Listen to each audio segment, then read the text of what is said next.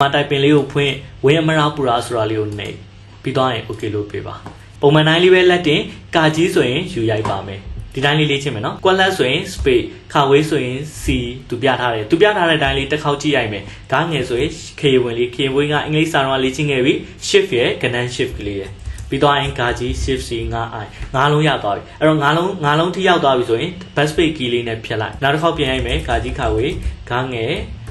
ကာကြီးငါရိုက်ပြီးသွားပြီဆိုရင်3 4 9လုံးရိုက်ပြီးသွားပြီဆိုရင်အလိုရမှတ်မိသွားလိမ့်မယ်မှတ်မိသွားရင်အပေါ်မကြည့်တော့ဘဲနဲ့အောက်ကိုပဲကြည့်မယ်နော်တကယ်လို့ကိုမှစာအုပ်လေးရှိရင်လည်းတစ်ခုခုနဲ့ဒီ screen ပေါ်လာပြီးအုပ်လိုက်ပေါ့နော်ဒါလေးကိုအုပ်လိုက်ဒီလေးကိုမမြင်ရအောင်အုပ်လိုက်ပြီးသွားရင်ကာကြီးဒီအောက်ကိုပဲကြည့်ရိုက်တော့မယ်ကာကြီးဆိုရင် u ခါဝေးဆိုရင် c ကားငယ်ဆိုရင် shift ကဏ္ဍ shift ကာကြီးဆိုရင် shift ရဲ့ c ရဲ့ငါဆိုအဲ့တော့ဒီငါးလုံးရသွားပြီဆိုမှနောက်ထပ်ငါးလုံးစာလုံးဆိုရင်စာလုံးစာလိန်စာခွဲစာမြင်ဆိုရင်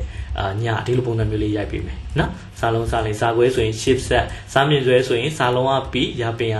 s ညတတလင်းချိတ်ဒီတိုင်းလေးထည့်ရိုက်သွားရုံပဲတတလင်းချိတ်ရလားနော်ဒါဆိုရင်အကုန်လုံးဒီရှေ့တဒန်းလုံးအကုန်လုံးရသွားပြီဆိုမှကျွန်တော်ကနောက်ထပ် space key လေးကိုတစ်ချက်နှိပ်လိုက်နောက်ထပ်တစ်မျက်နှာကိုရောက်သွားပါလိမ့်မယ်နော်တကယ်လို့မဟုတ်ဘူးမှားပြီးတော့နှိပ်မိတာရှေ့တစ်မျက်နှာမကြည့်သေးဘူးဆိုရင် keyboard ကနေ